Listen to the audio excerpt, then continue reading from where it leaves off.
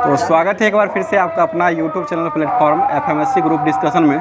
तो साइंस का जो दृष्टि पब्लिकेशन का नया सिलसिले से स्टार्ट किया गया है, जो कि एलपी और टेक्नीशियन को मद्देनज़र देखते हुए इसको किया गया है। और साथ साथ जो है बिहार पुलिस और बिहार एसएससी में भी ये सारा जो है आपको साइंस जो है सभी एग्जामों में काम करेगा। तो ये स्पेशल रूप से जो अभी चलाया जा रहा है ये एलपी और टेक्नीशियन को लेकर के चलाया जा रहा है, क्योंकि भर्ती जो है अभी वर्तमान में आ चुकी है और ये जो है एग्ज़ाम जो है वर्तमान में होने ही वाली है, इसलिए जो है इसको स्पेशल लेकर के चलाया जा रहा है। तो जहाँ तक हो चुका था उससे आगे बढ़ते हैं। और होमवर्क भी आपको मिला होगा, जो कि पीडीएफ चैनल जो है आपको ऑफिशियल चैनल है, वहाँ पर आपको होमवर्क भी ये दिया गया था। दृष्टि पब्लिकेशन का आप लोग का कमेंट भी आ रहा था कि होमवर्क जो है नहीं मिलता है, इसका दृष्टि पब्लिकेशन का होमवर्क भी दिया कीजिए। तो होमवर्क जो है आपको मिलता है, ये साइंस का जो वो बीपीएससीएल वाला जो चैनल था उसी पर आपको होमवर्क मिलता है। ऐसे आप लोग को विशेष रूप से बता दें कि आज से जो है वो सभी ग्रुप पर आपको मिलने लगेगा, क्योंकि जो जहाँ है वहीं पर रही है, वहीं पर भी आपको आज से मिलना शुरू हो जाएगा।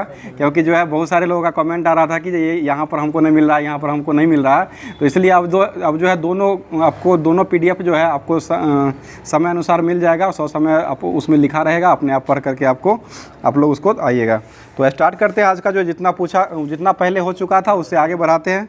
बताइएगा एसआई पद्धति में जो है इसमें संशोधित करके जो है एसआई पद्धति को संशोधित करके जो है दूसरा नाम क्या रख दिया गया था, एमकेएस पद्धति रख दिया गया था। ठीक है, एमकेएस पद्धति रख दिया गया था। और माप तौल का अंतर्राष्ट्रीय अधिवेशन जो हुआ था उसमें एसआई पद्धति को जो सर्वमान्य घोषित जो किया गया था वो किस वर्ष किया गया था? ये 1960 में किया गया था। 1960 में सबसे पहली बार जो है अंतर्राष्ट्रीय माप तौल का अधिवेशन जो है एसआई पद्धति को सर्वसम्मान्य जो घोषित किया गया था, जो कि मानक रूप में इसको लाया गया था 1960 में ही लाया गया था। उसके बाद बताइए एसआई पद्धति के अंतर्गत जो है मात्रकों की संख्या जो टोटल मूल मात्रक जो होते हैं वो कितने होते हैं? 7 को मूल मात्रक होते हैं। ठीक है, और 2 क्या होता है? व्युत्पन्न मात्रक हो जाएंगे। ठीक है, और 7 मूल मात्रक जो है मूल मात्रकों में पदार्थ की मात्रा के लिए जो मात्रक मोल को जो अपनाया गया था वो किस वर्ष अपनाया गया था? ये 1971 में अपनाया गया। मोल को जो पहली बार जो अपनाया गया वो कब अपनाया गया है? 1971 में अपनाया गया है। आगे बताइए अभी वर्तमान में जो है मूल मात्रक की संख्या जो वो कितना हो जाएगा? 7 हो जाएगा। और व्युत्पन्न मात्रक जो है वो कौन सा हो जाएगा? समतल कोण और ठोस कोण। समतल कोण और ठोस कोण जो होता है वो क्या होता है? व्युत्पन्न मात्रक हो जाएगा। और समतल कोण का मात्रक क्या होता है? रेडियन हो जाएगा। और ठोस कोण का क्या होता है? एस्टे रेडियन हो जाएगा। लंबाई जो होता है ये कौन सा, मतलब ये जो है मूल मात्रकों के अंतर्गत आता है। और लंबाई का मात्रक क्या होता है? मीटर हो जाएगा। द्रव्यमान का क्या होता है? किलोग्राम हो जाएगा। ठीक है, और समय का क्या होता है? सेकेंड हो जाएगा। विद्युत धारा का ऐसा मात्रक क्या होता है? एम्पियर हो जाएगा। और ताप का ऐसा मात्रक क्या होता है? केल्विन। ज्योति तीव्रता क्या होता है? कैंडेला। सीडी इसका संकेत हो जाएगा। और पदार्थ की मात्रा क्या होता है? मोल। और मोल को जो है आपका अपनाया गया है 1971। ठीक है, 1971 में अंतर्राष्ट्रीय मापक के रूप में मोल को अपनाया गया। और माप तौल का अधिवेशन एसआई पद्धति को पहली बार कब संशोधित किया गया है? ये 1960 में किया गया है। ये सही बात सब लोग जानते ही होंगे, तो फिर से इसको रिवीजन करते हैं। बताइएगा क्वेश्चन हो जाएगा, वह कोण जो वृत्त की त्रिज्या के बराबर चाप के द्वारा वृत्त केंद्र पर बनता है उसको क्या कहते हैं? उसे रेडियन कोण कहा जाता है। उसे रेडियन कोण कहा जाता है। और रेडियन कोण जो होता है इसका समतल कोण का ऐसा मात्रक जो होता है वो रेडियन हो जाएगा। आगे क्वेश्चन, घन कोण का वह मान जो गोले के पृष्ठ भाग के जिस पर क्षेत्रफल पर गोले की त्रिज्या के वर्ग के बराबर होता है उसको क्या कहा जाता है?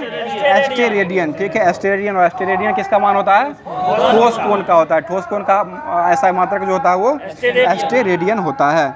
आगे बता दीजिएगा 1 फुट जो होता है उसमें कितना इंच होता है?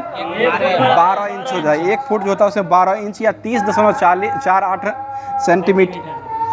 सेंटीमीटर हो जाएगा। या 0.304 जो होता है वो मीटर में भी होता है, इसको ध्यान रखिएगा। और 1 इंच जो होता है इसमें कितना सेंटीमीटर होता है? 2.54 सेंटीमीटर। ठीक है, 1 इंच जो होता है उसमें 2.54 सेंटीमीटर होता है। और 1 मीटर जो होता है उसमें कितना इंच होता है? 39.37 इंच हो जाएगा। 1 मीटर जो होता है उसमें 39.37 इंच होता है। आगे कुछ में 1 सेंटीमीटर जो होता है उसमें कितना मीटर होता है? 1/100 मीटर, यानी कि 0.01 मीटर हो जाएगा। या इसको 1 सेंटीमीटर जो है इंच जो होता है 0.39 इंच होता है। बताइए माइक्रोन जो है वो किसको दर्शाता है? माइक्रोन जो होता है 1 माइक्रोन में कितना मीटर होता है? 10⁻⁶ होता है माइक्रोन का मान। माइक्रोन का होता है। और ये माइक्रोन जो होता है इसको किससे सूचित किया जाता है? म्यू से किया जाता है। म्यू ऐसे करके यू में आके नीचे करके ऊपर कर दीजिएगा तो ये म्यू हो जाएगा। और म्यू से इसको सूचित करते हैं। और ये 1 म्यू बराबर जो होता है वो 10⁻⁶ मीटर हो जाएगा। बताइएगा अत्यंत छोटी दूरी को मापने के लिए किसका उपयोग करते हैं? एंगस्ट्रम का उपयोग किया जाता है, जो कि तरंगदैर्घ्य का मात्रा क्या होता है? एंगस्ट्रम। और एक एंगस्ट्रम में कितना मीटर होता है? 10⁻⁻10 मीटर हो जाएगा। और एंगस्ट्रम को किससे सूचित करते हैं? ए पर पावर 0 होता है, ए पर पावर जो है 0 होता है उसको एंगस्ट्रम करते हैं। और लैम्बडा जो होता है ना उसको तरंगदैर्घ्य से सूचित किया जाता है। ग्रीक अक्षर लैम्बडा जो लिया जाता है वो तरंगदैर्घ्य का उसका सूचित करता है। आगे क्वेश्चन में अत्यंत लंबी खगोलीय दूरी को मापने के लिए किसका उपयोग किया जाता है? एक खगोलीय इकाई का उपयोग किया जाता है। खगोलीय इकाई हो जाएगा। और एक खगोलीय इकाई जो होता है उसमें कितना मीटर होता है? 1.495 × 10⁻11 मीटर हो जाएगा। 14.95 × 10⁻10 मीटर हो जाएगा। 14.95 एंगस्ट्रम भी इसको मान सकते हैं, या 14.95 × 10⁻10 मीटर हो जाएगा। सॉरी एंगस्ट्रम नहीं होगा, ये तो प्लस में ना जाए, माइनस में एंगस्ट्रम होता है। तो ये 14.95 × 10⁻10 मीटर हो जाएगा, या 1.945 × 10⁻11 मीटर हो जाएगा। आगे बताइएगा खगोलीय दूरी जो होता है, खगोलीय इकाई जो होता है उससे किसका किसका दूरी मापा जाता है?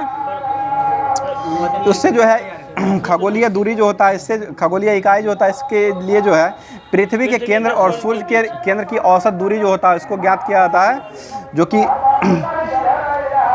बताइए अगला क्वेश्चन हो जाएगा प्रकाश के द्वारा एक वर्ष में तय की गई दूरी जो होता है उसको क्या कहते हैं? प्रकाश वर्ष कहा जाता है। ठीक है, एक प्रकाश वर्ष में कितना मीटर होता है? 9.46 × 10⁻15 मीटर हो जाएगा। 9.46 × 10⁻15 मीटर हो जाएगा। और पारसेक जो होता है यह जो है ये किसको मापता है? यह भी खगोलीय दूरी को ही मापता है। ठीक है, खगोलीय दूरी की मापने की इकाई हो जाएगा जो कि पारसेक हो जाएगा। एक पारसेक का मान जो होता है वो कितना होता है?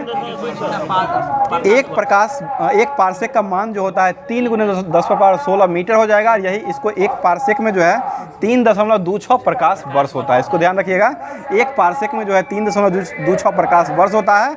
और एक पारसेक का मान जो होता है 3 × 10⁸ मीटर प्रति सेकेंड, 3 × 10⁻16 होता है। 3.08 × 10⁻16 मीटर हो जाएगा। आगे कुछ बताइए बैरल जो है बैरल जो होता है वो खाली एक प्रकार किसको मतलब किस तरह का होता है? ये सिलेंडर यानी कि बेलनाकार का होता है। बेलनाकार सिलेंडर बेलनाकार ही होता है, बेलनाकार ही होता है। और एक बैरल में कितना मान होता है? 159 लीटर होता है, जो कि कच्चा तेल या पानी यार जो होता है उसको इसमें रखा जाता है, बैरल में ही रखा जाता है। आगे कुछ बताइएगा किसी पदार्थ की वह मात्रा जिसमें उस पदार्थ के अवयव यानी कि कार्बन की संख्या के 0.012 किलोग्राम में उपस्थित अणुओं की परमाणु संख्या के बराबर होती है उसको क्या कहा जाता है?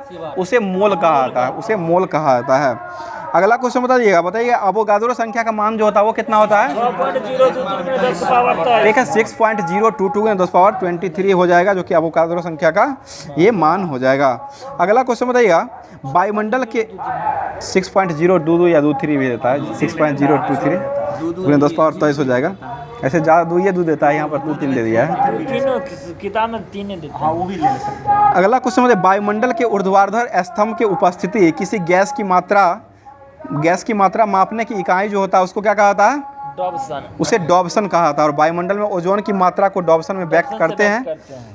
बताइएगा वह प्रवाह की इकाई जो क्यूसेक से मापते हैं, जो क्यूबिक फीट प्रति सेकंड जो होता है, यह जो होता है इसको जो क्यूसेक से मापा जो जाता है, इसका बहाव जो होता है यानी कि ये किसमें मतलब नदी का बहाव जैसे होता है या पोखर का होता है या कोई भी जैसे पानी का जो बहाव होता है उसको मापने की जो प्रणाली होती है उसको जो कहा जाता है वो क्यूसेक कहा जाता है। और यह जो है क्यूबिक फीट प्रति सेकेंड में भी इसको संक्षिप्त रूप से मापा जाता है। आगे क्वेश्चन बताइए कार्य और ऊर्जा का ऐसा मात्रक जो होता है वो क्या होता है? जूल हो जाएगा। ठीक है, और उष्मा का मात्रक क्या होता है? उष्मा कैलोरी हो जाएगा। ठीक है, और इसे थर्म से भी व्यक्त किया जाता है। बताइए विद्युत आवेश का ऐसा मात्रक क्या होता है? विद्युत आवेश का कुबलम हो जाएगा। विभवांतर का ऐसा मात्रक क्या होता है? वोल्ट हो जाएगा। ठीक है, आगे बताइए विद्युत प्रतिरोध का ऐसा मात्रक क्या होता है? ओम हो जाएगा। और विद्युत शक्ति जो होता है इसका ऐसा मात्रक क्या होता है? शक्ति का वाट हो जाएगा। ठीक है, आगे क्वेश्चन मेगावाट, 1 मेगावाट में कितना वाट होता है? 10⁻6 वाट हो जाएगा। ठीक है, 10⁻6 वाट होता है। और 1 हर्स पावर में कितना वाट होता है? 746 वाट हो जाएगा। और हर्स पावर जो है यानी कि अश्व शक्ति, ये शक्ति का मापने का इकाई हो जाएगा। बताइए किलोवाट घंटा जो है ये किसका मात्रक हो जाएगा? किलोवाट घंटा, ये ऊर्जा का मात्रक हो जाएगा। ठीक है, ऊर्जा का मात्रक हो जाएगा। 1 किलोवाट घंटा जो है वो कितना जूल के बराबर होता है? 3.6 गुने 10⁻6 जूल के बराबर हो जाएगा। ठीक है, 3.6 गुने 10⁻6 जूल के बराबर हो जाएगा। ऊर्जा का ऐसा मात्रक होता है और 1 किलोवाट घंटा का मान ये होता है। आगे क्वेश्चन बताइएगा, अति तीव्र चाल से चलने की इकाई जो होता है, किसी माध्यम में ध्वनि की चाल जो होता है उसको 1 मैक कहा जाता है। और मैक संख्या जो होता है, 1 मैक से अधिक चाल जो होता है उसको क्या कहते हैं? सुपरसोनिक कहा जाता है। एक से अधिक जो होता है उसको जो कहा जाता है वो सुपरसोनिक कहते हैं। और मैक संख्या 5 से अधिक वाले चाल जो होता है उसको क्या कहते हैं? हाइपरसोनिक कहा जाता है। ठीक है, 5 से अधिक वाले चाल को हाइपरसोनिक कहते हैं और 1 से अधिक वाले चाल जो होता है उसको सुपरसोनिक कहा जाता है।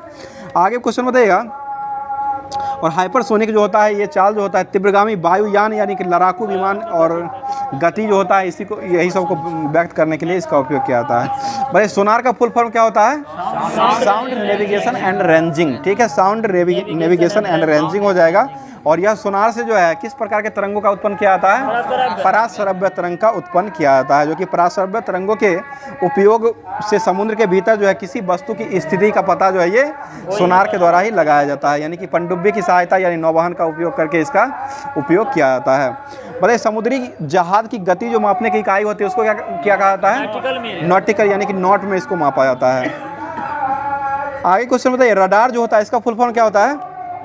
Radio detecting and ranging. ठीक है, रेडियो डिटेक्टिंग एंड रेंजिंग जो है इसका रडार का फुल फॉर्म हो जाएगा। और यह जो है सूक्ष्म तरंगों का उपयोग करके बनाया जाता है। यानी कि रडार में जो है सूक्ष्म तरंग का उपयोग किया जाता है और सोनार जो होता है इसमें पराश्रव्य तरंग का उपयोग किया जाता है। दोनों अलग अलग हो जाएगा। और सूक्ष्म तरंग का जो परास होता है वो कितना होता है? 10⁻2 से 3 होता है सूक्ष्म तरंगों का। अगला क्वेश्चन बताइएगा, रडार का उपयोग जो है वो किस लिए किया जाता है? रडार का प्रयोग किया जाता है, यह सूक्ष्म तरंगों का इसमें उपयोग किया जाता है और किसी वस्तु की स्थिति का पता लगाने के लिए किया जाता है। स्थिति का पता लगाने के लिए किया जाता है कि वायु और ये वायुयानों के परिचालन हेतु हवाई अड्डों पर इसका उपयोग किया जाता है रडार का। आगे बताइएगा, 1 औंस जो होता है इसमें कितना ग्राम होता है? 28.35 ग्राम हो जाएगा। 28.35 ग्राम हो जाएगा। और 1 पाउंड में कितना ग्राम होता है? 453 ग्राम हो जाएगा। ठीक है, और 1 क्विंटल में कितना ग्राम होता है? 1 क्विंटल में ग्राम 10,000 ग्राम हो जाएगा। ठीक है ना, 1 क्विंटल जो होता है इसमें 1000 किलो हो जाएगा और यही 10,000 ग्राम हो जाएगा। उसको मतलब 100 से गुना कर देंगे उसमें। 1 क्विंटल में 100 गुने 100 हो जाएगा ना, यानी कि 100 गुने 100। अच्छा हाँ, 1 लाख हो जाए। 1 क्विंटल नहीं, ठीक है, ग्राम में आ जाए, किलोग्राम से ग्राम हो जाए, 1000 हो जाए, 1 लाख हो जाएगा। बताइए, 1 मीट्रिक टन जो होता है इसमें कितना किलोग्राम होता है? मीट्रिक टन में 1000 ग्राम, 1000 किलोग्राम होता है। 1 मीट्रिक टन जो होता है इसमें जो हो जाएगा 1000 किलोग्राम हो जाएगा। अगला क्वेश्चन बताइए, 1 मील जो होता है इसमें कितना दूरी होता है? कितना किलोमीटर होता है? 1.6 यानी कि 1600 मीटर को ही एक मील कहा जाता है। और 1 समुद्री मील जो होता है उसमें कितना किलोमीटर होता है? 1.852 किलोमीटर हो जाएगा। ठीक है, 1852 मीटर हो जाएगा या 1.852 किलोमीटर हो जाएगा। बताइएगा, अगला क्वेश्चन हो जाएगा, लीप वर्ष जो होता है वो कितने दिनों का होता है? 366 दिनों का होता है लीप वर्ष जो होता है। ठीक है, अगला क्वेश्चन, वायुमंडलीय दाब को मापने के लिए किसी यंत्र का उपयोग करते हैं? बैरोमीटर का उपयोग किया जाता है। और बताइए, ध्वनि की तीव्रता मापने के लिए किसका उपयोग करते हैं? ध्वनि की तीव्रता ऑडियोमीटर से उपयोग किया जाता है।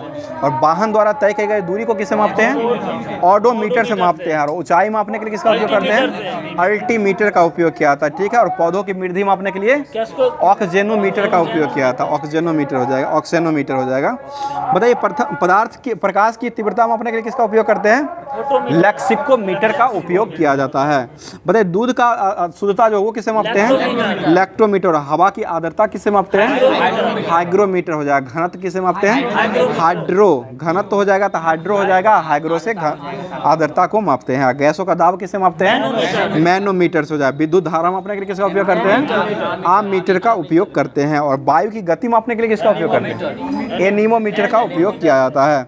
बताइए, विभवांतर मापने के लिए किसका उपयोग करते हैं? वोल्ट मीटर का। और ताप मापने के लिए थर्मामीटर का उपयोग किया जाता है। भूकंप की तीव्रता मापने के लिए किसका उपयोग करते हैं? सिस्मोग्राफ। रिएक्टर स्केल पर व्यक्त किया जाता है और सिस्मोग्राफ से मापा जाता है। बताइए, सोने की शुद्धता किससे मापते हैं?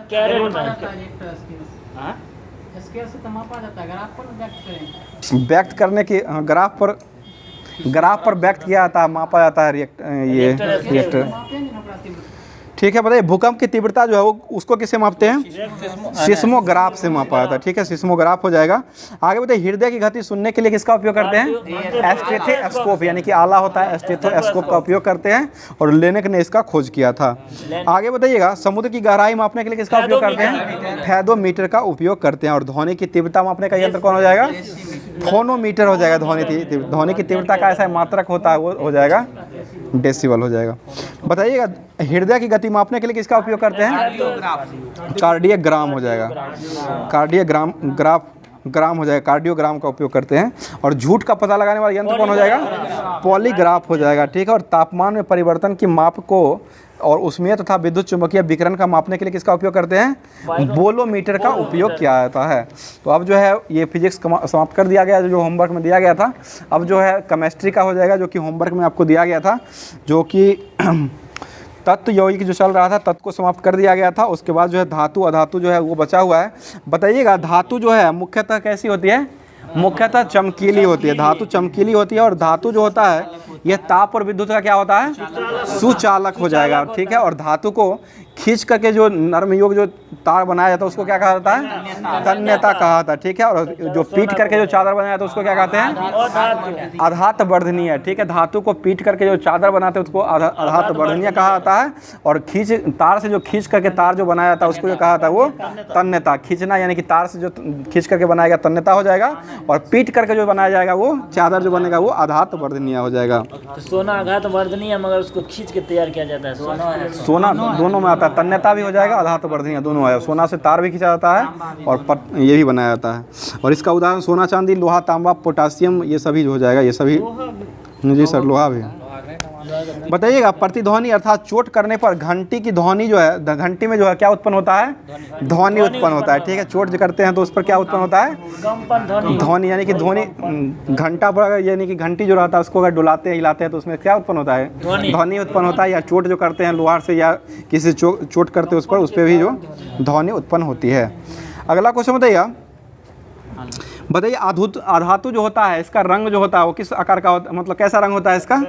ये विभिन्न रंगों का होता है। सभी रंग आधातु जो है सभी रंगों का देता है। धातु जो होता है वो चमकीले होता है। बताइए अधातु जो है ताप और विद्युत का क्या होता है? कुचालक हो जाएगा। धातु का ये उल्टा हो जाएगा, धातु सुचालक होता है और धातु जो होता है ये कुचालक हो जाएगा। अगला क्वेश्चन बताइए, और यह चमकीली प्रतिध्वनि और आधात वर्धनीय नहीं होती है। धातु आधात वर्धनीय होती है और आधात वर्धु जो है ये धातु जो होता है ये आधात वर्धनीय नहीं होती है। इसमें जो हो जाएगा अधातु जो हो जाएगा हाइड्रोजन, ऑक्सीजन, आयोडीन जो होते हैं ये सभी जो होते हैं ये कार्बन, ब्रोमीन, फ्लोरीन ये सभी जो होते हैं अधातु का उदाहरण हो जाएगा। अगला क्वेश्चन उपधातु पर आते हैं। तो उपधातु बताइएगा, उपधातु यानी कि आवर्त सारणी में टेढ़ी मेढ़ी जो रेखा है उसको क्या कहते हैं? जिक जैक रेखा कहते हैं। वही जो है उपधातु का काम करे, उपधातु हो जाएगा, उसी में उपधातु हो जाएगा। इसमें बोरन, सिलिकॉन, जर्मेनियम यही सब उसमें आते हैं। पोलेनियम होता है सबसे लास्ट, और उपधातु का जो सबसे तत्व लास्ट हो जाएगा वो पोलेनियम होता है। बताइएगा अभी तक ज्ञात तत्वों की संख्या जो टोटल है वो कितना हो जाएगा? 118 हो जाएगा, जिसमें 118 ही अभी प्रमाणित जो है 118 है, लेकिन 119 भी कहीं कहीं देखने को मिला है। और इसमें जो है प्राकृतिक तत्व जो है वो कितना हो जाएगा? 98 हो जाएगा। 98 प्राकृतिक हो जाएगा और 20 जो है मानव निर्मित हो जाएगा। 98 प्राकृतिक तत्व हो जाएगा और 20 जो हो जाएगा ये मानव निर्मित तत्व हो जाएगा। प्राकृतिक से 20 आगे बताइए कमरे के ताप पर जो है कितने तत्व है जो कमरे के ताप पर गैस अवस्था में रहते हैं? 2। देखिए द्रव में रहते हैं 2 और गैसीय तत्व जो होते हैं 11 होते हैं। गैसीय तो आज का टेस्ट का क्वेश्चन में था।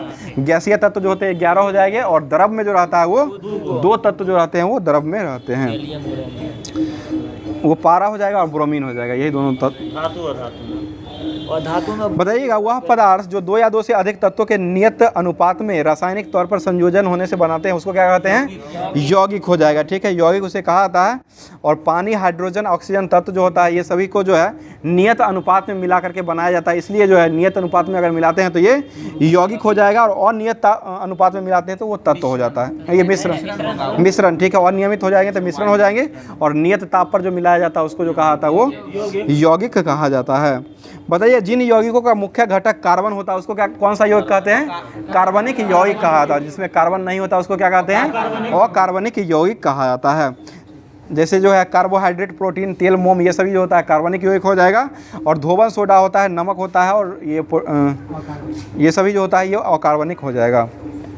बताइए जब दो या दो से अधिक तत्वों को, यौगिकों को किसी अनुपात यानी कि अनिश्चित अनुपात में मिलाने से जो बनता है उसको क्या कहते हैं?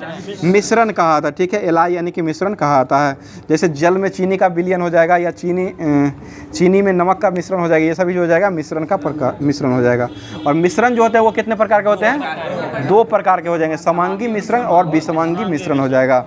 बताइए ऐसा मिश्रण जिसके उसके घटक जो है एक दूसरे में इस प्रकार के मिलाए होते हैं जो कि पूरा मिश्रण जो है समरूप हो जाता है, उसको क्या कहते हैं? समांगी कहते हैं। समरूप होता है तो उसको समांगी हो जाएगा, और असमरूप यानी कि असमरूप हो जाएगा तो उसको जो कहा जाएगा वो विसमांगी कहा जाता है। जैसे समांगी में जो हो जाएगा जल में चीनी का विलयन, कि सेम में हो जाएगा जल में चीनी का विलयन जो हो जाएगा, और हवा जो हो जाएगा, ये सभी जो होते हैं ये समांगी मिश्रण का उदाहरण हो जाएगा। और जल और तेल का मिश्रण जो हो जाएगा ये विसमांगी हो जाएगा, जो कि ये जो है एक दूसरे से पूरे तरह नहीं मिले होते, दूसरे घटक हो जाएगा। इसलिए जो है जल और तेल जो होता है, तेल का मिश्रण जो होता है ये विसमांगी मिश्रण हो जाएगा। और जल में बालू का घोल हो जाएगा, ये भी विसमांगी मिश्रण हो जाएगा। और नमक और चीनी का घोल जो हो जाएगा ये भी विसमांगी मिश्रण हो जाएगा। आगे कुछ बताइए विलयन को 2 या 2 से अधिक पदार्थों का समांगी मिश्रण जो है, इसके लिए जो है विलयन के कणों में जो है समांगिकता होनी चाहिए। और विलयन को किसी भी भौतिक अवस्था के हो सकते हैं, और मिश्रित ठोस विलयन और गैसीय विलयन में विलयन का प्रकार जो होता है उसी को विलयन में मापा जाता है। आगे कुछ बताइए किसी विलयन के कितने भाग होते हैं? विलयन जो होते हैं उसके कितने भाग होते हैं? 2 हो जाएगा। 2 भाग होते हैं जो कि विलायक होता है और विलय होता है। विलायक और विलय होता है। बताइए वह विलायक जो होता है उसको विलायक किसे कहा जाता है? जो घुल जाएगा। ठीक है, जो घुल जाएगा उसमें उसको विलायक कहा जाता है। मतलब देखिए विलयन का वह घटक जो दूसरों के घटक को विलयन में मिलाता है उसे विलायक कहा जाता है। और विलयन का वह घटक जो विलायक में जाकर घुल जाता है उसको विलय कहा जाता है। यानी कि विलने वाला, यानी कि जो घुल अपने आप जो घुल जाएगा जाकर के वो विलय हो जाएगा, और घुलाने का काम जो करेगा वो विलायक का काम हो जाएगा। मतलब जो ज्यादा लीटर में है पानी हो गया, पानी हो जाएगा विलायक हो जाएगा। जो पानी हो जाएगा वो हो जाएगा विलायक हो जाएगा, और चीनी जो हो जाएगा वो विलय हो जाएगा। घुलने वाला जो हो जाएगा ना वो विलय हो जाएगा। आगे कुछ समझिएगा विलयन की सांद्रता जो है, विलयन की सांद्रता बराबर जो होता है वो क्या होता है?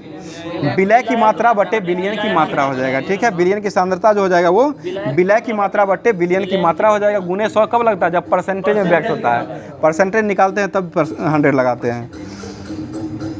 सीधे सांद्रता जो होता है ना विलयन की सांद्रता हो जाएगा विलय की मात्रा बटे विलयन की मात्रा हो जाएगा। जब परसेंटेज में व्यक्त करते हैं तब 100 लगाते हैं सीधे से। अगला क्वेश्चन बताइएगा यदि विलयन में विलय के पदार्थों की मात्रा संतृप्तता के स्तर से कम होता है तो उस विलयन को क्या कहते हैं? असंतृप्त विलयन कहा जाता है। असंतृप्त विलयन कहा जाता है। बताइए ऐसे विसमांगी मिश्रण जिसके ठोस कण द्रव में प्रक्षेपित हो जाते हैं उसे क्या कहते हैं? निलंबन कहा जाता है। निलंबन हो जाएगा।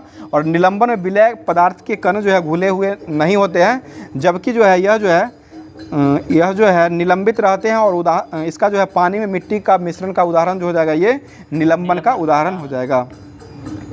आगे बताइए ऐसा विसमांग मिश्रण जिसके कण जो है विलयन के सदृश समान रूप से पूरे विलयन में फैले हुए निलंबन के कणों के आकार का छोटा होता है उसको क्या कहते हैं?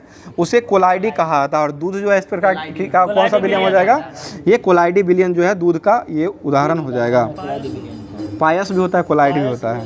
मतलब जब प्रकाश की किरण किसी कोलाइडी या निलंबन से होकर गुजरती है तब परिक्षेपित प्रावस्था जो होता है उसमें प्रकाश का परिकर्णन होता है। और इस परिकर्णन की घटना जो होता है उसको क्या कहते हैं? टिंडल प्रभाव। ठीक है, टिंडल प्रभाव कहा जाता है। और टिंडल प्रभाव के कारण ही माध्यम में गुजरते समय जो है प्रकाश का मार्ग जो है दृष्टि गोचर होता है। बताइए घने जंगल में आच्छादन से सूर्य की किरण गुजरने पर मतलब क्या देखा जाता है? टिंडल प्रभाव ही देखा जाता है। ठीक है, छोटा छोटा जैसे रोशनी आता है, जैसे घरों में भी मतलब बाहर से दीवार छेद रहता है उससे जो दीवार आता है उसी को ही टिंडल प्रभाव कहा जाता है। कमरे के छोटे छोटे छिद्र जो होता है उसे प्रकाश आती है। बताइएगा अगला क्वेश्चन हो जाएगा विलय के कणों का आकार जो होता है वो कितना होता है? 10 के पावर 10 पे पावर माइनस 7 से लेकर के 10 पावर माइनस 9 हो जाएगा। और कोलाइडी का कितना होता है? 10 पावर माइनस 5 सेंटीमीटर से लेकर के 10 पावर माइनस 7 सेंटीमीटर हो जाएगा। और निलंबन का आकार जो होता है वो कितना होता है? ये 10 पावर माइनस 5 सेंटीमीटर से बड़ा होता है। अगला क्वेश्चन बताइएगा, कोलाइडी और निलंबन में जो है टिंडल प्रभाव होता है या नहीं होता है? नहीं होता है। टिंडल इसमें ही होता है। कोलाइडी और निलंबन जो होता है इसी में जो है टिंडल प्रभाव होता है, लेकिन विलयन जो होता है उसमें जो है टिंडल प्रभाव नहीं होता है। विलयन में जब कण घुला हुआ रहता है तो उसमें जो है जब प्रकाश डालेंगे तो उसे आर पार थोड़े होगा, कुछ बाहर नहीं जाएगा। इसलिए कोलाइडी और निलंबन जो होता है इसी में जो है ये टिंडल प्रभाव होता है, और इसमें विलयन जो होता है इसमें नहीं होता है। अगला क्वेश्चन बताइएगा, विलयन जो होता है उसको किस विधि द्वारा निकाला जाता है? इसको छानन विधि या अपकेंद्रीय विधि द्वारा निकाला जाता है। और कोलाइडी जो होता है इसको अपकेंद्रन विधि के द्वारा प्रक्षेपित किया जाता है। और निलंबन जो होता है उसको छानन विधि के द्वारा प्रक्षेपित किया जाता है। अगला क्वेश्चन बताइए, जब हो गया इतना है। अब जो है बायोलॉजी का जो होमवर्क में दिया गया था उसको देख लेते हैं। बताइए, क्वेश्चन हो जाएगा, बताइए पौधों के बीज फलों के अंदर जो बंद हुए रहते हैं और इनके बीजों का विकास जो अंडाशय के अंदर होता है उसको क्या कहते हैं? एंजियोस्पर्म कहा जाता है। एंजियोस्पर्म हो जाएगा। आगे बताइएगा, और इनके बीजों का विकास जो होता है अंडाशय के अंदर होता है। एंजियोस्पर्म जो होता है इसके बीजों का विकास कहाँ में होता है? तो अंडाशय के अंदर हो जाएगा। ठीक है, अंडाशय के अंदर ही होता है, जो बाद में जो है यही अंडाशय से बाहर आकर के जो फल बन जाता है, और इन्हें जो है पुष्पी पादप के रूप में भी कहा जाता है। फल बनने के बाद क्या कहते हैं? पुष्पी पादप के रूप में कहा जाता है। बताइए, बीज पत्रों की संख्या के आधार पर एंजियोस्पर्म जो होता है इस वर्ग को कितने भागों में बांटा गया है? 2 भागों में बांटा गया है। ठीक है, एक बीजी पत्र हो जाएंगे और 2 बीजी पत्र हो जाएंगे, जो कि एंजियोस्पर्म को 2 भागों में बांटा गया है। एक हो जाएगा एक बीजी पत्र हो जाएगा, और एक जो हो जाएगा ये 2 बीज पत्री हो जाएगा। एक बीज जिसमें होता है उसको एक बीजी पत्र कहा जाता है, और 2 बीज जिसमें होता है उसको 2 बीजी पत्र कहा जाता है। बीज नहीं रहता है, लेकिन कुछ अलग देखिए, धान हुआ एक बीज पत्री में एक ही बीज पत्र पाए जाते हैं, तथा 2 बीज पत्री जो होता है उसमें 2 बीज पत्र पाए जाते हैं। ठीक है ना, दोनों में बीज पत्र ही पाए जाते हैं। एक अगला क्वेश्चन बता दीजिएगा, बताइए जंतु जो होता है वो किस वर्ग के अंतर्गत आते हैं? एनिमिलिया। ठीक है, एनिमिलिया हो जाएगा। और यह जो है यूकैरियोटिक बहुकोशिकीय विषम पोषीय प्राणियों का एक वर्ग के रूप में माना जाता है। अगला क्वेश्चन बताइएगा, और यह जो है यूकैरियोटिक बहुकोषीय प्राणी जो होता है इसमें जो है कोशिका भित्ति होता है या नहीं होता है? कोशिका भित्ति नहीं होता है। यूकैरियोटिक जो होता है इसमें जो है कोशिका भित्ति नहीं होता है। अगला क्वेश्चन बताइएगा, बताइए प्राणी जगत के सभी सदस्य जो होते हैं वो किस प्रकार के कोशिकीय होते हैं? ये बहुकोशिकीय होते हैं, परंतु सभी प्रकार के एक ही प्रकार की कोशिका का संगठन से ये बनाए जाते हैं, लेकिन ये बहुकोशिकीय होते हैं। अगला क्वेश्चन बताइएगा, प्राणी को सममित के आकार पर श्रेणीबद्ध जो किया जाता है उसको क्या कहते हैं? उसे सममिति कहा जाता है। सीमित जो रहता है उसको सममिति कहा जाता है। आगे क्वेश्चन बताइएगा, सिलेंट्रेट्रा जैसे प्राणियों की कोशिका जो होती है उसमें जो है किस प्रकार की कोशिका होती है? उसमें द्विकोरिक और त्रिकोरिक कोशिका होती है। द्विकोरिक और त्रिकोरिक सिलेंट्रेट्रा जैसे प्राणी की कोशिका जो होता है उसमें जो होता है द्विकोरिक और त्रिकोरिक संगठन पाए जाते हैं। बताइए, वे प्राणी जिसके विकसित जो है भ्रूण में ही तृतीय भ्रूण स्तर से हुआ है उसको क्या कहते हैं? त्रिकोरिक कहा जाता है। और जिसका जो भ्रूण में ही भ्रूण का विकास जो है वो द्वितीय स्तर से ही हुआ है उसको द्विकोरिक कहा जाता है, और तृतीय स्तर से जो हुआ है उसको त्रिकोरिक कहा गया है। आगे क्वेश्चन बताइएगा, कुछ प्राणियों में शरीर का बाह्य तथा आंतरिक रूप से श्रेणीबद्ध खंडों में विभाजित किया गया उसको क्या कहते हैं? खंडीकरण कहा गया, यानी कि बांटना जो है ये खंडीकरण हो जाएगा। बताइए, जंतु जगत को पृष्ठभूमि की उपस्थिति के आधार पर कितने भागों में बांटा गया है? 2 भागों में बांटा गया। अरज्जुकी जंतु हो जाएगा और एक रज्जुकी जंतु, रज्जुकी कोर्डेटा हो जाएगा और उरुजुकी कोर्डेटा हो जाएगा एक। बताइएगा, अरुजुकी कोर्डेटा जो होता है इसमें जंतुओं के शरीर में नोटोकार्ड जो है ये पाया जाता है या नहीं पाया जाता है? इसमें पाया जाता है। रज्जुकी में पाया जाता है, और ये औरज्जुकी जो होता है उसमें नहीं पाया जाता है। बताइए, औरज्जुकी में हृदय पृष्ठ का भाग होता है या नहीं होता है? इसमें भी औरज्जुकी में नहीं होता है, और रज्जुकी जो होता है उसमें होता है। ठीक है, दोनों का विपरीत हो जाएगा। बताइएगा, बताइए स्पॉन्ज जो है वो किस संघ के अंतर्गत आते हैं? स्पॉन्ज जिसको चापते हैं तो दबता जो है ये पेरीफेरा के अंतर्गत आता है। ठीक है, पेरीफेरा वर्ग के अंतर्गत जो है वो स्पॉन्ज आते हैं। मुख्यतः स्पॉन्ज ही होते हैं जो कि पेरीफेरा वर्ग के अंतर्गत आते हैं। और यह जो है कहाँ में रहते हैं? ये समुद्री भाग में रहते हैं। समुद्री में ही नमकीन क्षेत्र जो होता है उसी में पाए जाते हैं। और ज़्यादातर जो है यह जो है किस प्रकार के होते हैं? असीमित आकार के होते हैं, असमिति आकार के होते हैं। और प्रारंभ में जो है इसको जो है पेरीफेरा संघ जो था यानी कि स्पॉन्ज जो था इसको किस जंतु के आधार पर रखा गया है? ये बहुकोशिकीय जंतु के आधार पर इसका शरीर का संगठन जो है वो बनाया गया है। अगला क्वेश्चन बताइएगा, स्पॉन्ज जो होता है यानी कि पेरीफेरा वर्ग का जो जंतु होते हैं इसका शरीर जो होता है उसका आवरण जो है वो कैसा आवरण से ढका हुआ रहता है? ये कठोर आवरण से ढका हुआ रहता है। पेरीफेरा संघ के जो जंतु होते हैं उसका आवरण जो होता है वो कैसा ढका रहता है? कठोर आवरण से ढका रहता है। उसको जो कहा था बाह्य कंकाल कहा जाता है। कठोर आवरण का जो ढका रहता है उसको क्या कहते हैं? बाह्य कंकाल कहा जाता है। आगे क्वेश्चन बताइएगा, बताइएगा क्वेश्चन हो जाए पेरीफेरा जो होता है इसका शरीर में मतलब छिद्र जो है कितने प्रकार के छिद्र पाए जाते हैं? ये असंख्यित यानी कि बहुत प्रकार का अनेक प्रकार के छिद्र जो है इसमें पाए जाते हैं। और इसका शरीर जो है वो किस कैनाल सिस्टम के अंतर्गत होता है? तो ये जल तंत्र के कैनाल के सिस्टम के अंतर्गत ही इसका शरीर होता है। और यह महीन छिद्रों से इसका शरीर में जो है महीन छिद्रों के द्वारा दर्शाया जाता है, उसमें रहता है। आगे क्वेश्चन है, जल परिवहन के रास्ते से आहार ग्रहण जो है वो किसके द्वारा ये पेरीफेरा वर्ग के जंतु करते हैं? ये श्वसन के द्वारा किया जाता है। श्वसन किया जाता है, आहार ग्रहण जो किया जाता है वो श्वसन के द्वारा ये किया जाता है। आगे क्वेश्चन हो जाएगा, बताइएगा जलीय अधिकांश समुद्री स्थान बद्ध जो होते हैं या मुक्त रूप से तैरने वाले जो जंतु होते हैं उसको किस वर्ग में रखा गया है?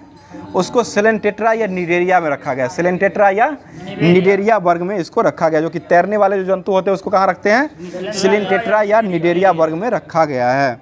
आगे क्वेश्चन हो जाएगा, बताइएगा सेलेंटेट्रा या निडेरिया जो होता है इसका उत्तक स्तर जो होता है इसका शारीरिक संगठन पाया जाता है जो कि यह जो होता है किस आकार का रहता है? द्विकोरिक आकार का रहता है। द्विकोरिक हो जाएगा। और इसका आकार जो है शरीर का आकार जो है दो भागों में बटा हुआ रहता है। दो आकार में बटा हुआ रहता है कि रूपो तथा पॉलिपो इसे कहा जाता है। दोनों भागों में बटा हुआ रहता है। और इसका आकार जो होता है बेलना आकार का होता है। बेलनाकार का हो जाएगा यानी कि सेलेंटेट्रा और निडेरिया का आकार कैसा होता है? तो ये बेलनाकार का होता है। आगे क्वेश्चन है, हाइड्रा जो आते हैं वो किसके अंतर्गत आते हैं? ये सेलेंटेट्रा वर्ग के अंतर्गत ही हाइड्रा हो जाएगा। और उसके बाद सी एनीमोन हो जाएगा। ये सभी जो आते हैं वो ये आते हैं सेलेंटेट्रा वर्ग के अंतर्गत ही आते हैं। बताइए हाइड्रा में श्वसन अंग जो है यानी कि रक्त में उपस्थित होता है या नहीं होता है? नहीं होता है। रक्त जो होता है श्वसन अंग तथा रक्त जो है इसमें अनुपस्थित रहता है। हाइड्रा में जो है श्वसन अंग और रक्त नहीं होता है तथा श्वसन जो करता है हाइड्रा वो विसरण के माध्यम से करता है। श्वसन जो हाइड्रा करता है वो किस माध्यम से करता है? विसरण के माध्यम से करता है। अगला क्वेश्चन बताइए, एडेमेसिया जो है और ये सी एनिमेन जो है, एडिमेसिया जो हो जाएगा एक प्रकार का सी एनिमेन का ही एक प्रजाति हो जाएगा जो कि केकरे के साथ जो है सहजीवी का संबंध जो यानी कि केकरे के समान जो है वो दिखता है। और यह जो होता है ये सेलेंटेट्रा या निडेरिया वर्ग के अंतर्गत आता है। आगे बताइए समुद्री अखरोट जो होते हैं, समुद्री अखरोट जो होते हैं वह जो है किस वर्ग में आते हैं? ये टोनोफेरा वर्ग में आते हैं। टोनोफेरा हो जाएगा। ये सब नया कुछ मिल रहा होगा, ये सब कभी सुने नहीं होंगे। तो समुद्री अखरोट होते हैं जैसे कॉम्ब जेली हो जाएगा, उसे कहा जाता है कॉम्ब जेली। और समुद्री अखरोट जो होते हैं वो टोनोफोरा वर्ग के अंतर्गत आते हैं। अगला क्वेश्चन, शरीर में 8 बाह्य पक्षामी पाए जाते हैं जिसको जो है इसे कॉम्प्लेट्स कहा जाता है। और चलने में जो सहायक होते हैं उसको क्या कहते हैं? जीव दीप्ति कहा गया है। इसका जो है टोनीफोरा के अंतर्गत जो आते हैं प्लूरोबेक्रिया और टीनोप्लाना जो आते हैं ये टोनोफोरा के अंतर्गत आते हैं। आगे क्वेश्चन बताइए चपटे कृमि जो होते हैं यह किस वर्ग के अंतर्गत आते हैं? ये प्लेहीमिन्थीज वर्ग के अंतर्गत आते हैं। प्लेहीमिन्थीज के अंतर्गत जो आते हैं वो चपटे कृमि आते हैं। और चपटे कृमि का आकार जो होता है वो किस आकार का होता है? त्रिकोशिकीय आकार का हो जाएगा, त्रिकोरिक आकार का हो जाएगा। बताइएगा इसका शरीर जो होता है चपटे कृमि यानी कि प्लेहीमिन्थीज वर्ग के अंतर्गत जो आते हैं इसके शरीर का संगठन पाया जाता है। इसमें जो है वास्तविक देह गुहा जो है वो पाई जाती है या नहीं पाई जाती है? उसमें वास्तविक देह गुहा जो है ये नहीं पाई जाती है। यानी कि चपटे कृमि जो होता है उसमें वास्तविक देह गुहा जो है वो नहीं पाया जाता। और फीता कृमि जो होता है वो किसके अंतर्गत आते हैं? ये भी यही प्लेटीहेलमिन्थीज के अंतर्गत ही आते हैं।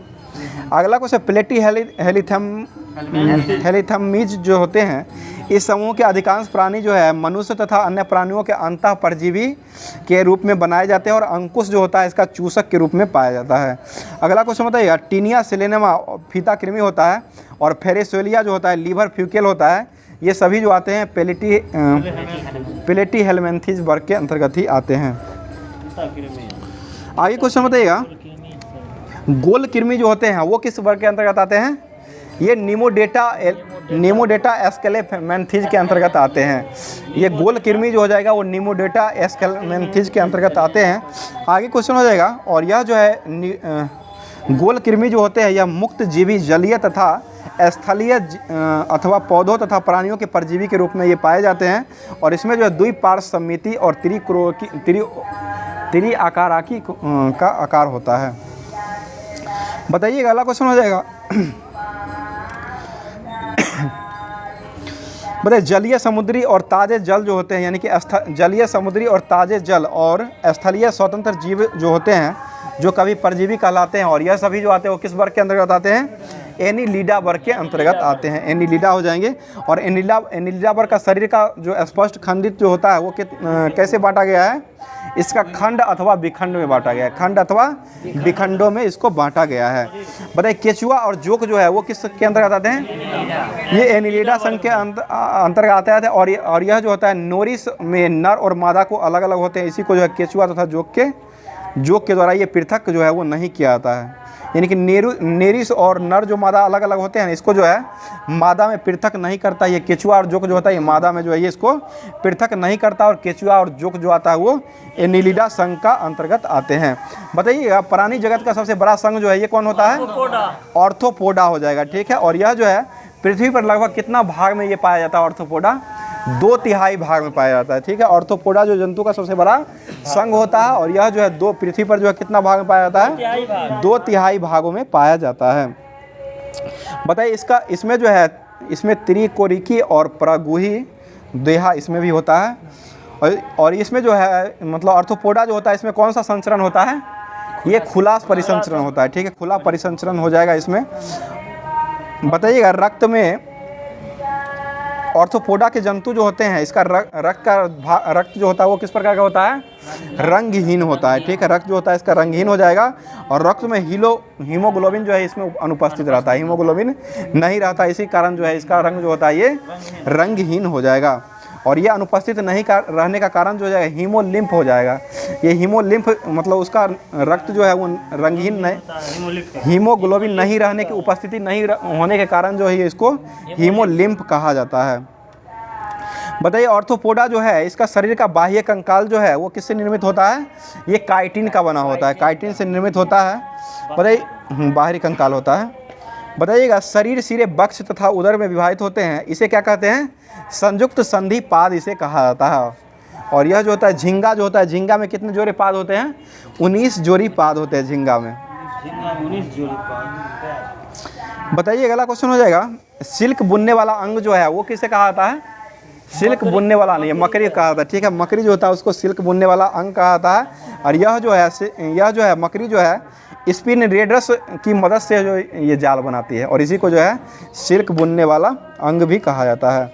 बताइए तिलचट्टा जो होता है इसमें कितने चैम्बर होते हैं?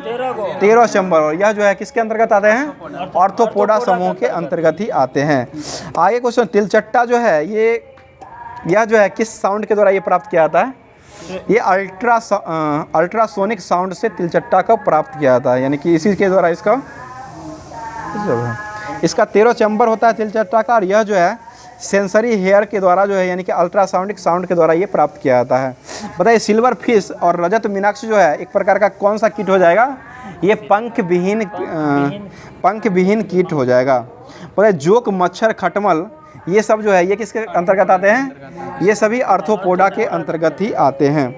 तो आज का क्लास जो है यहीं पर समाप्त करते हैं, जो कि होमवर्क जो है जितना भी दिया गया था वो सारे होमवर्क जो है कवर करवा दिया गया है। थोड़ा जटिल भाषा है, लेकिन धीरे धीरे इसको समझने के बाद अपने आप ये समझ में आ जाएगा। जिसको बार बार अगर रिवीजन करते हैं तो ये समझ में अपने आप ही आ जाएगा। और आप लोग जो है क्लास को शेयर जरूर कर दिया कीजिएगा, और क्लास अच्छा लग रहा है तो एक लाइक जरूर कर दिया कीजिएगा। लाइक के साथ साथ जो है चैनल को सब्सक्राइब जरूर कर लिया कीजिएगा। तो मिलते हैं फिर किसी नेक्स्ट वीडियो में नेक्स्ट टॉपिक के साथ। थैंक यू, धन्यवाद, जय हिंद, जय भारत।